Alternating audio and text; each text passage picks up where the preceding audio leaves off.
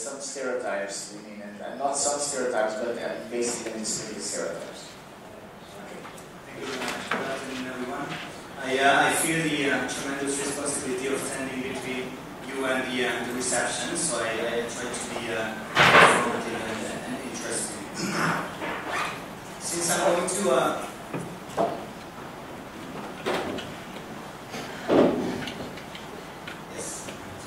talk about the anti-Soros campaign, I think it's fair to give you a disclaimer at the beginning of the presentation, since I was working for the Open Society Foundation, which is a foundation, a philanthropic foundation established by George Soros. And I'm also a human rights activist, and that makes me a target of the Hungarian government. So I guess that's just best to start with. The first thing that I want to tell you that I think all anti-Soros campaigns are practically anti-NGO campaigns. You know, the Soros organizations and those institutions, NGOs, which are supported by the Open Society Foundation, are actually perfect targets. They often work on controversial issues, LGBT, drug users, climate change, transparency, protection of Roma. And then there is a question which many ask very often, how human rights NGOs can be bipartisan if they do political activities. I personally believe that there is a difference between doing politics and working for better policies, but not many politicians understand that often in our region. And it's undoubtedly there is a fact that many organizations, leaders, many activists who at one point in their life were used to getting some funding from OSF, later running for offices. So, you know, if someone wants to search for political influence when investigating the Open Society Foundations, you know, it's not difficult to find people who previously were activists and later running for offices.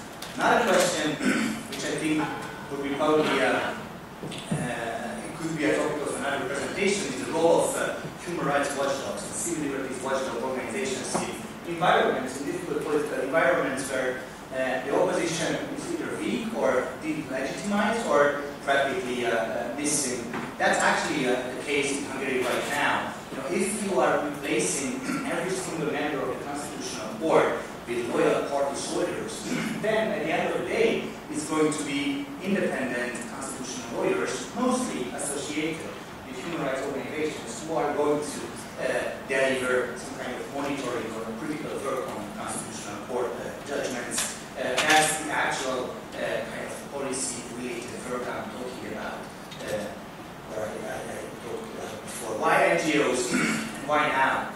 Well, I'm pretty sure all of you have heard about the whole shrinking space phenomena, the closing space for civil society, as we call it. You know, once a researcher told me that this is so interesting, it's actually a gold mine for researchers because the reasons for the shrinking space are so diverse. But personally, I don't feel it's a gold mine. I feel it's probably a minefield, but definitely not a gold mine. And there are many, many reasons of that phenomenon. Some of them are listed here. You know, one thing I tend to believe is that NGOs, simply because of the changes in communication and technology, are becoming more visible these days. Just think about filmmaking, for example. Let's say 5 or 10 years ago, the usual way of doing films for NGOs or for human rights advocacy was to contract filmmakers, contract entire crews.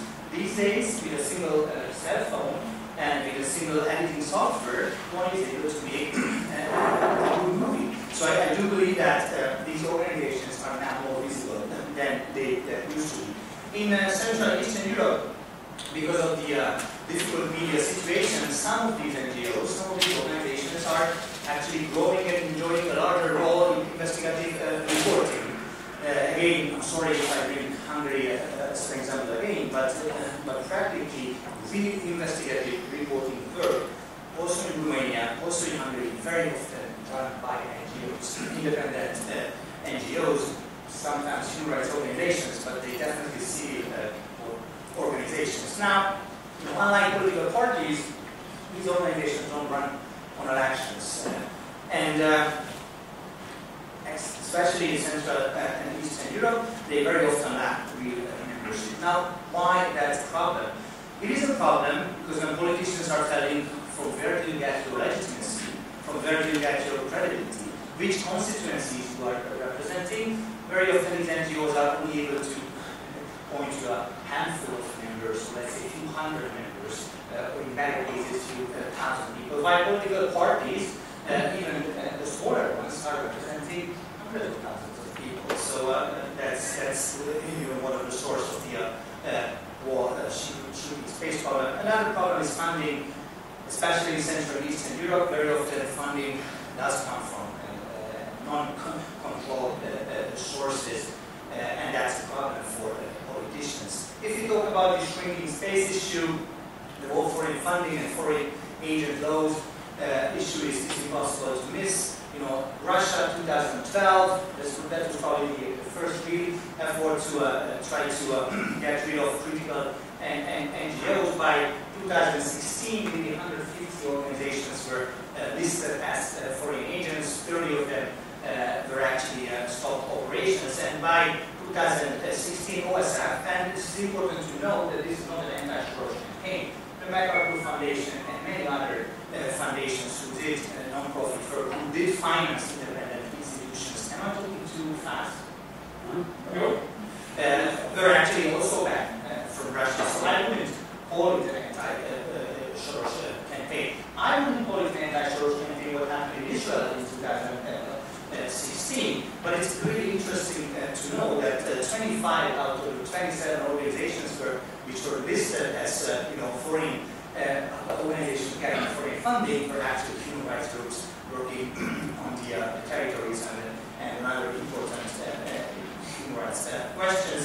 Another phenomenon which is interesting to know that in most of the countries where funding is a central issue in these anti-NGO efforts, are always, these efforts are masked as pro-transparency efforts. Now, it's important to know that most of the NGOs, before the introducement of these pro-transparency rules, they're actually sharing much more data of their funding than most, let's say, for-profit economic actors on the market. So it's important to really understand what is it all about.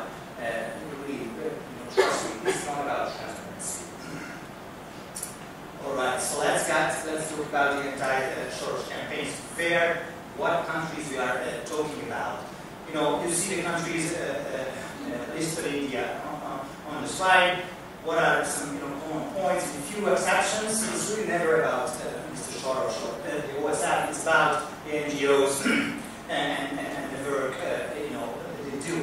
Since even if it's an anti-NGO campaign, if it's framed as an anti-Soros campaign, it's important to understand who is Mr. Soros. Well, I find this, when I was preparing for this presentation, I find this quote from Emily Tumpkin from an article in Foreign Policy, who said that Soros is often a negative analyst mirror. Now, for those of you who are outside of the Harry Potter universe, analyst mirror is a mirror in which someone looks and you see the deepest desires of him or her. Now, in this case, a negative analyst mirror means a mirror into someone looks and sees the deepest fears and threats and risks. Why is it so? Well, you can see in Slovakia and Romania, where obviously being a Hungarian activist means something different than, let's say, the Czech Republic or Poland. Soros is a Hungarian. In Hungary, he is not a Hungarian. He's an American Jew who is trying to destroy Hungarian democracy. I think it's a fabulous quote. Now, sorry, just 1 second. So before, let's say, 2015 and 16, Soros was very often the target of different campaigns, but these were usually minor campaigns. Extreme right-wing commentators in the US criticized him. Very often right-wing journalists were writing about him. But it was mostly about his ideas and about his organization. But something has changed between 2013 and 2015, which resulted in campaigns where his actual face, his actual name, his personal brand was used. This is the Stop Soros campaign, SOS Stop Soros campaign in Macedonia. The reason why I choose it because it's really symbolic. Like you see, it's not about WhatsApp, it's about himself, who looks like someone else. So from where does it come from? How, from one point, from one, practically in a very short time, how this target, OSF, became Soros was changed. So why Soros is public enemy number one in many of these countries? Is it a controversial issues? I don't think so. There are others who are supporting the LGBT organizations. There are others who support drug policy reform, and there are others who support work for the rights of the Roma minority. Is it divided geographical focus? Again, I don't think that's the answer. There are other philanthropic foundations who are supporting human rights organizations across the globe. His role as an investor was something that what he did in the past is controversial or questionable, but there are other investors who are doing much worse things than his enemies. Well, that would be interesting. It would be actually a good thing to his arch enemies, the politicians who are seeing Mr. Soros as the biggest threat to democracy. Or maybe the whole idea of open society. Well, after all, the notion of human rights and an open and transparent country which is based on the rule of law can be threatening for some. But I can tell you that I don't think anyone else alone or even combined can give the reason why he was selected as number one candidate. And I'm afraid to tell you the real answer to that question is an actual Hungarian anti-Soros campaign. To understand that, you need to understand the role of Fidesz and Viktor Orban. Fidesz will be the party Mr. Orban runs successfully for the last 25 years without an actual break. Well, the role of families in Fidesz campaigns. Whenever he was in opposition or in power, Mr. Orban always based his policies, campaigns to fight enemies. That was extremely important for him. These enemies are the basis for mobilization. And the second thing, it probably sounds like a no-brainer, that Fidesz as a political party is extremely well in measuring, monitoring, and analyzing data. Well, for those who are living in more fortunate democracy, this is probably the way how all political parties are should work. But in Hungary, that's actually not the case. Fidesz is the only party which is really able to spend huge resources on these kind of research. Why this is important? This is important because anything what Fidesz, what Mr. Orban does, is based on hardcore data. Nothing designed from zero, or there is no practical risk. He's testing and living with his audience. In the third point, you see some other previous targets. Remember, the role of the enemies is extremely important. The EU, Brussels, the new Moscow, right? So it doesn't matter that Hungary is the #1 beneficiary of structural EU funds per capita for the last 15 years. The EU is terrible because it's telling us what to do. Academia, refugees, migrants, NGOs, international organizations, you name it. One thing is important, we should have enemies because that's the way how we can mobilize all people. That's the way Fidesz is thinking.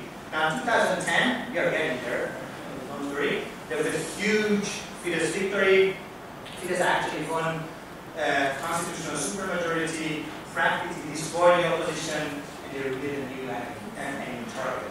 So, in Hungary, the anti-Soros campaign was not really started as an anti-NGO campaign, it turned into that later, but it was started in 2013. Why? Was Fidesz hating Mr. Orban? Did he hate Mr. Soros? Was it something like distinctive? I don't think so. Before 1989, the history between Fidesz and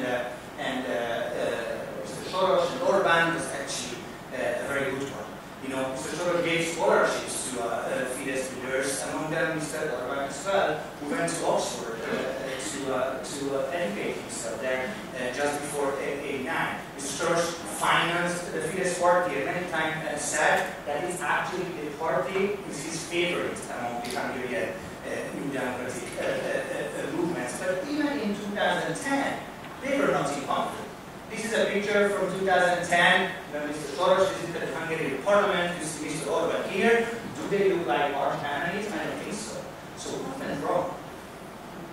What went wrong? Well, the truth is nothing went wrong. Except something went too well for Fidesz. Fidesz has won too much in 2010. It practically destroyed the opposition. Both the Socialist Party, both the right party was practically in ruins without any real political debate. So he needed a new enemy because he realized in early 2000, in the years 2011, 2012, that if he has no enemy to use for the next elections, he can be in trouble. So his campaign advisors always told him that he is confident, right? His advisors always told him, don't fight the Nazis, fight Adolf Hitler. Don't fight Al-Qaeda, always fight Osama bin Laden. You need a concrete person to hate, mobilize around. So who invented Mr. Soros as an enemy for Orban? Someone who is a genius political advisor. This is the same person who helped to elect Ronald Reagan in 1980. He was the one who turned liberal into a dirty word. He was also behind the election of many Republican senators. And he also elected Benjamin Netanyahu in Israel for the first time in 1995. Okay, so I give you his name. This is the guy, Arthur Finkelstein, the merchant of Venom. He passed away last year. He was a very interesting, controversial figure, someone who is a jovial, happy, and family-loving person. He was also gay. That's only important because he was very often behind homophobic campaigns. He was very often working with politicians, mobilizing against the LGBT community, while he was living a happy family life, raising his daughters with his partner.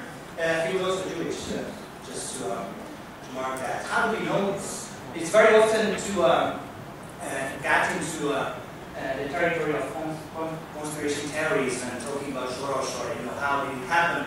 But thank God we know this from the primary source. We actually know all this from Mr. George Wilhelm, who used to be the associate of Arthur Finkelstein in Israel, in Hungary, and in US campaigns. Earlier this year, in January, I believe, after the death of Arthur Finkelstein, Mr. Wilhelm came out and was actually happy and ready to talk about their role in the Soros campaign.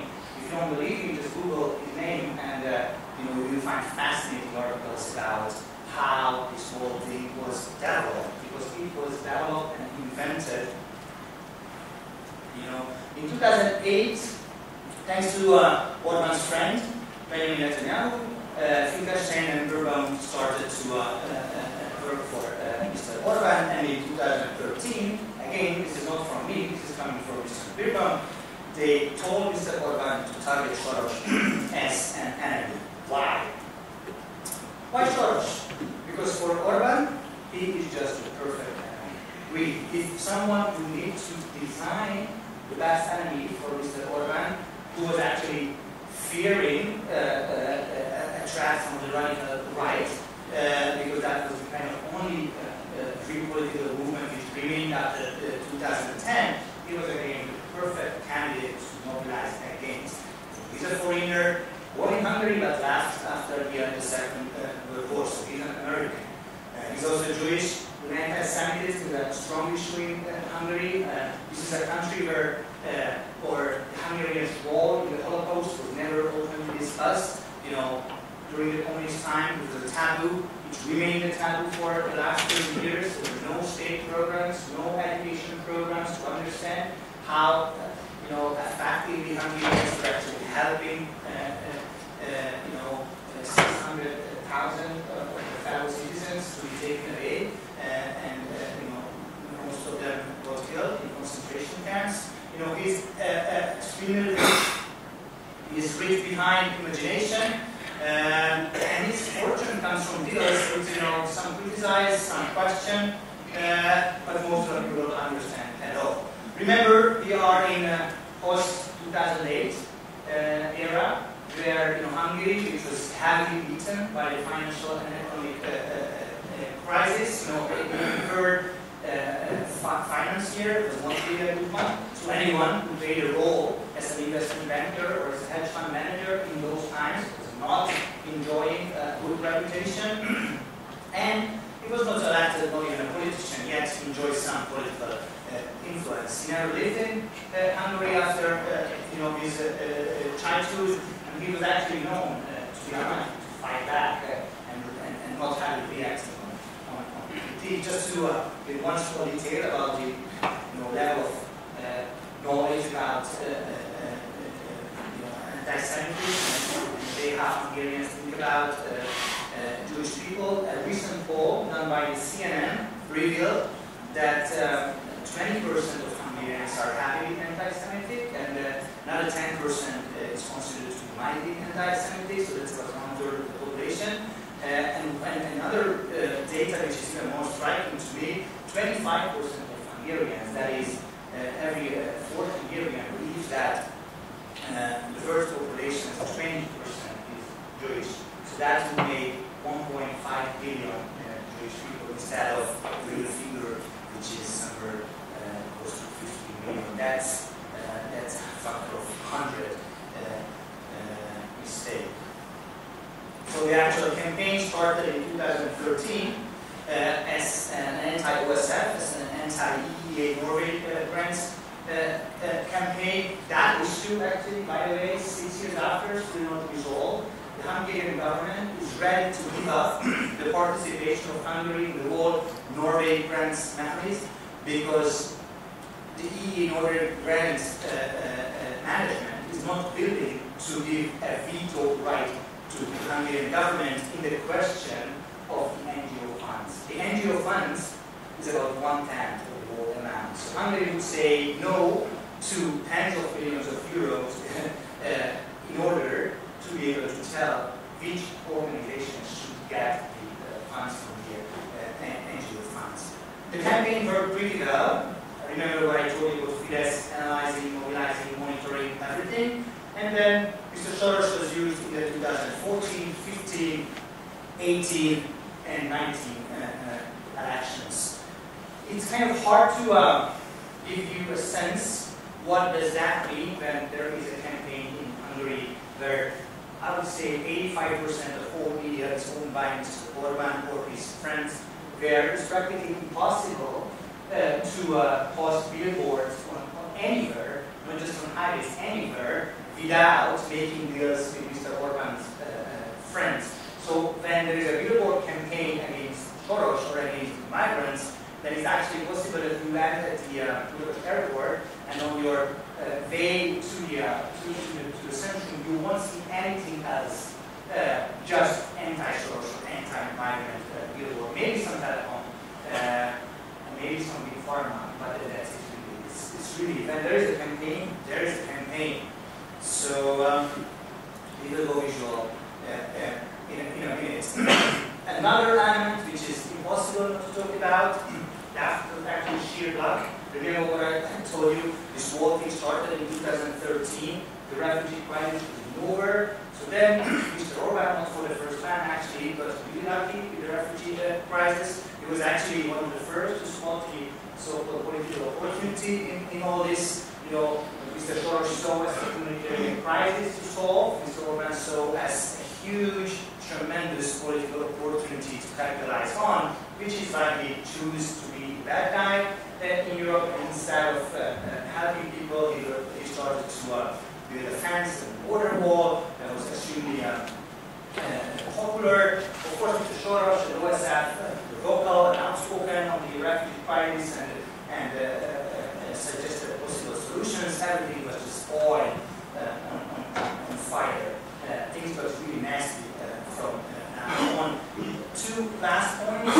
I was an OSF employee back then during the crisis, and I have to tell you that the organization probably broke up a little bit late. The organization is known about about its, its open society values. It's not just called Open Society Foundation. It truly believes in freedom of expression, for example. There was no real communication work to fight back the first accusations, which is why Mr. Orban and his friends very soon understood that Mr. Soros and the OSF is serving as the perfect contract. So here we are with the, so this is a campaign, it reads, "Don't let Soros laugh" at the end. And that's a quote from a Fidesz member of parliament from Fidesz, see the, Satan, Soros on one side, we Christians on the other side. You can say just playing with the words. You can also say that showing Mr. Soros laughing, doesn't hurt. It's actually a good picture. But this is a country which gave nearly 500,000 Hungarian Jews, 70 years ago, and we were actually used to those kind of postures. So the laughing Jew is actually a very strong anti-Semitic stereotype. This is a German poster from the 30s. I don't think it needs more explanation. These are quotes from Mr. Orban for the last 6 years. I don't want to read all of them, but many of them are actually referring to anti-Semitic stereotypes. The whole background, I'm sorry for the title, there's a KBC. The whole background color thing is very much related to parasites, others, corrupt media, international speculators. This resonates really well with anti-Semitic audiences. I don't think only Hungary, I think in every audience. CCOM is logos. That's an actual way. Well, the campaign, you see, even they put Mr. Soros' face on Budapest Denes, so anyone who felt out, his hatred could actually stamp on his face for weeks and months. When I say posters were everywhere, posters really were everywhere. The anti-Semitic part of the Hungarian public quickly understood what is this all about. So that actual graffiti says "thinking Jew," so they really quickly got it. These kind of graffiti were able to stay for as long as other people didn't stay. That was not the case for the wall posters when a big when important events happened in Budapest. In 2017, Budapest organized the called FINA, the International Federation of Swimming, all kind of water sports. So Budapest organized the Swimming World Championship. That means tens of thousands of people visiting town. So all Soros posters were actually taken away from the streets in about 48, 72 hours. That's actually the same thing what happened in 1936 in Berlin, when Hitler, just before the Berlin Olympics, decided to remove all anti-Semitic propaganda from the streets. Well, that could be a topic of another conversation, but these kind of large international sports events are actually increasingly used by multi-democratic powers to legitimize their positions. Here we go. Orban's answer when the Jewish community was heavily criticizing the campaign. This is actually good for Jews. We are actually protecting the rights of Jewish people, and it's not really nice from the Jewish community not appreciating these kind of posters and campaigns. Probably they were wrong. I'm not sure what to appreciate on this if you are worrying about the fate of the Jewish community. So you see, on the left you see a campaign from 2017. One of the wannabe candidate prime minister of the Socialist Party, moved as a puppet by Mr. Soros. That's on the left. On the right, you see a detail from a poster from the 30s in Germany. The Jewish puppet master moving different actors. This particular socialist politician nothing to do with Mr. Soros. I don't think he ever met Mr. Soros. I don't think he ever got any programs in his town. He used to be a mayor. He's actually a mayor of a mid-sized Hungarian city. No Western presence was there. Simply the fact that he was considered to be a likely candidate for for running for office, for running for prime minister by the Socialist Party, and he was kind of popular. That was enough to be associated with Mr. Soros. That's an election poster from 2018. You see Mr. Soros is trying to destroy the fence which is protecting all Europe and the Christian world. That's actually, these are words again from Mr. Orban. Fidesz really believes that we are the last bastion of the Christian world. And you see, these are all figures of the Hungarian opposition. It's funny to see Bona Gabor there. Yeah, Bona Gabor is out of the picture anymore. You know, this is prior 2018. Like he used to be the leader of the radical right party, who, let's say, a few years ago were famous about their anti-Semitism and anti-Gypsy attitudes. One Jobbik map is even proposed the listing of Israeli Hungarians in the Hungarian parliament. They were heavily anti-Semitic, except after a while they felt that with all these rhetoric Orban is pushing, with all this anti-refugee, anti-migrant, and anti-Semitic bubble which is coming out from Fidesz, there was no more space on the right for Jobbik, so they decided maybe they should be move to the centrum. It didn't really pay well at the moment. The question whether they will have 2 or 3 maps in the European Parliament by Mr. Orban probably will score 15 from the 21 Hungarian maps. And Mr. Orban is out of the party and he's not there anymore.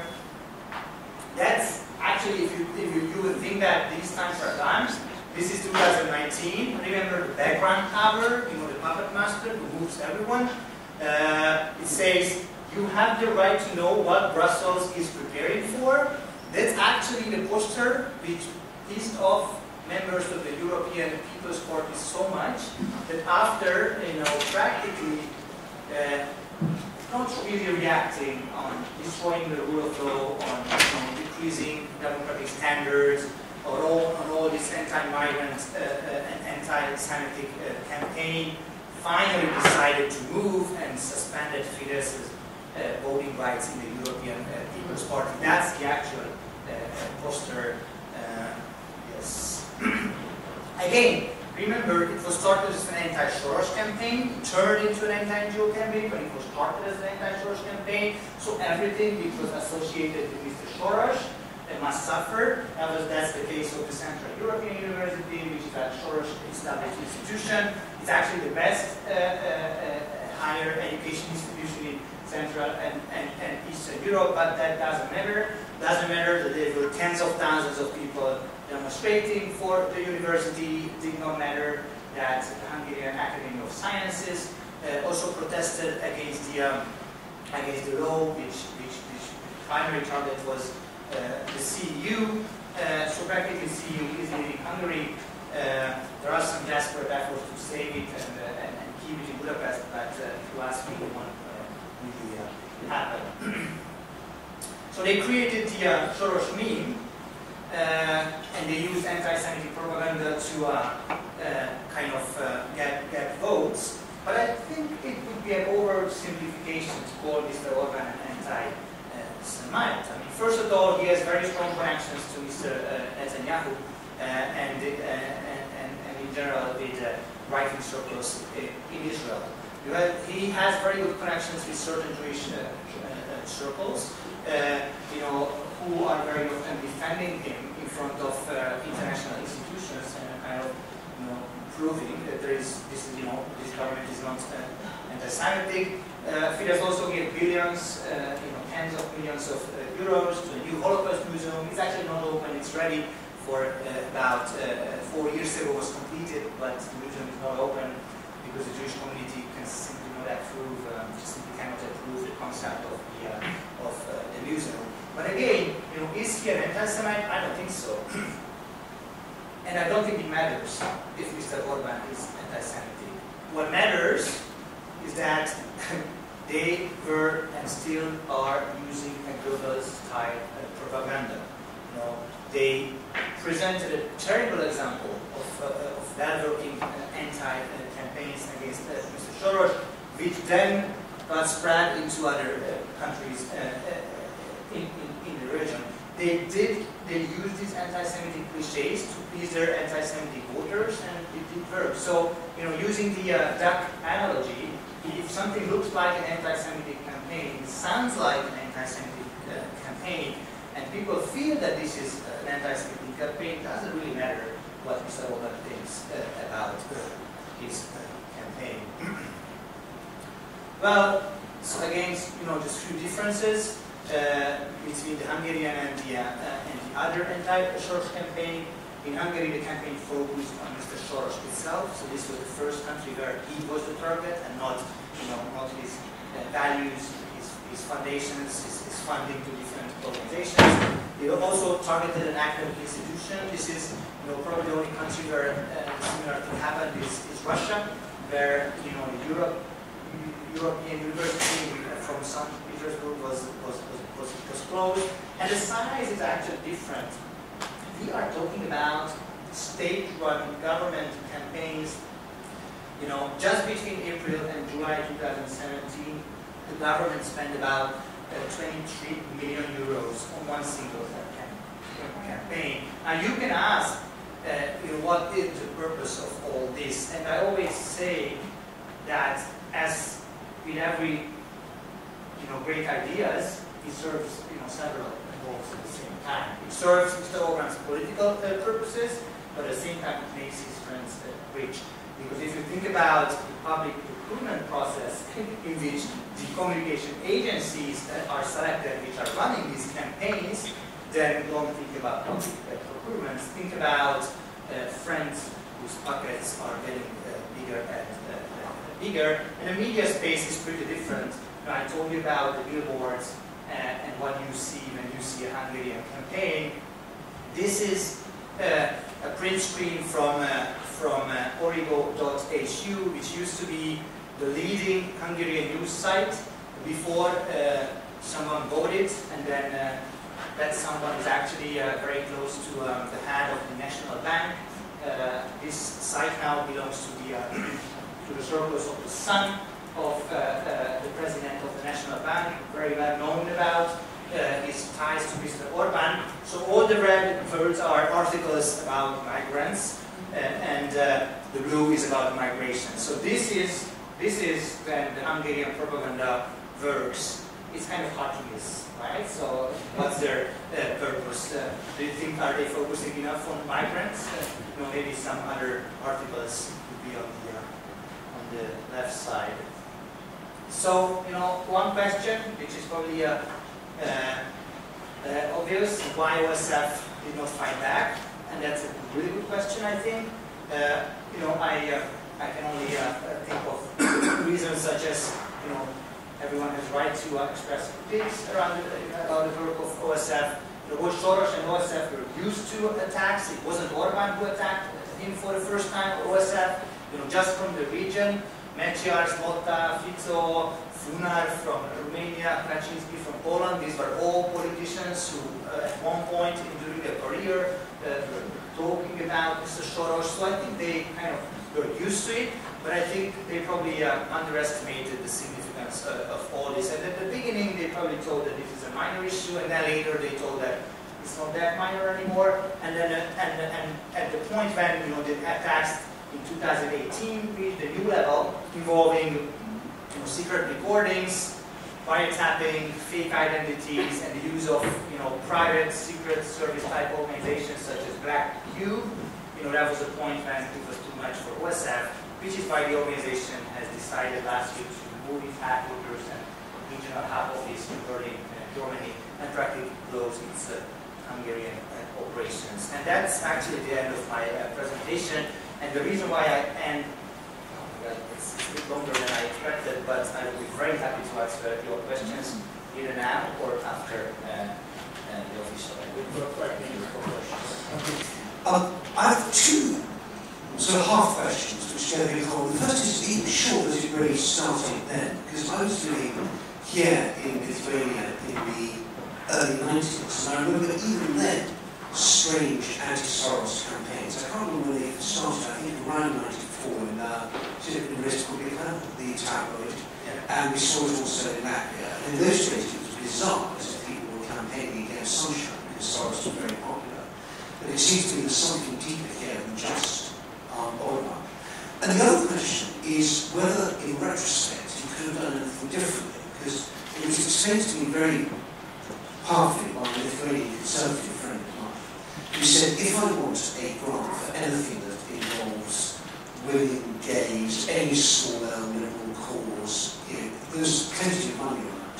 If I want to do something that involves, oral history involving the Catholic underground church, partisans, anything that's more on the small c conservative, small c patriotic side, then Soros is interested. And this friend of mine, this was back in the 90s, he's done a great thing, because he is making people feel that this is not about a gay society, this is about a liberal society. So, with a political stance. So I just wondered if, in retrospect, if Soros had taken a bit more time to help people on the other side of the aisle, whether it would have, maybe things would have been different. I think I'm pretty sure that what I said and what you're asking is not in contradiction, because maybe I should have made that clear. There are always people who criticize Mr. Soros and OSF. That's nothing new. Ever since he started to give money to students in apartheid South Africa, to his first foundation open in Budapest in the mid-80s, he was actually criticized by many. When I was talking about how Mr. Finkelstein and Mr. Bimberg told the government that this would be the figure to mobilize and base their campaigns. That was another level, and not only because of the money involved, not only because of the media role involved, but because of his selection as the perfect enemy. To answer that other question, I'm pretty sure that retrospectively, many, as in the case with all of us, OSF management could revise their funding strategies. I was never around those decisions, but I know one thing. Mr. Soros and OSF always wanted to support causes which are not getting easily funded from other sources. The reason why he selected some issues to work on was partly related to the fact that these were issues which were very difficult to get support for, especially in the early and mid-90s. If I really name one single thing which probably would help OSF not to get into this situation, then probably would have been a positive PR of what was done by OSF. What was the role of Mr. Soros and OSF in world democratic changes which affect Central Because in Hungary, considering that he's someone of Hungarian origin and how much money and possibilities and opportunities presented to future politicians, this was absolutely not known by many. So that was, and OSF actually started this kind of positive PR campaign, but it was a bit too late, I think. The question I have is, so you very well explained that anti-Semitism that Orban spreads is probably more opportunistic rather than that it's his ideology. But then still, as you also said, you come up with a duck comparison, of course. So how can that happen while at the same time Orban has, at least it seems like this from the outside, increasingly good relationship with Israel? How can those two things happen at the same time? That's not a contradiction. You can be You can be a friend of right-wing conservatives in Israel, and you can use, partly anti-Semitic propaganda very easily. The way how you actually show your support to Netanyahu and what he does with, those second-class Israeli citizens is an extremely easy way to show, to explain your own white supremacist terrorists. That's not a contradiction. I don't think it matters if Mr. Orban is an anti-Semite or not. I truly believe he isn't. Hungarians and in general foreign journalists have very little access to Mr. Orban. He's really acting as a Central Asian dictator in that sense. He's never under scrutiny of journalists or independent intellectuals. One of the rare occasions recently was when the philosopher Bernard Henri Levy visited Budapest, and for some absolutely not understandable reason, he got an audience with Mr. Orban, probably commemorating the first meeting which happened about 30 years ago. So for some reason, Mr. Orban invited Henri Levy to meet him, and instead of just drinking coffee and then pushing him out from the office, they spent a good 2 or 3 hours together. Then Levy wrote an article about his experience, which I strongly recommend to you to read if you're interested. It appeared in the Atlantic last week or 2 weeks ago. The very end of that article is when they are looking at the panorama from Orban's terrace, and probably that's the moment that Orban realizes that Levy wears a pro-CEU in on his jacket, and then he's asking Levy whether they are friends with Mr. Soros, and Levy answers, yes, we are friends. And then Orban asks, and how is he? Almost kind of in a shy way, and then he says, well, if I can ask you to give him a message, I wish him all the best and good health.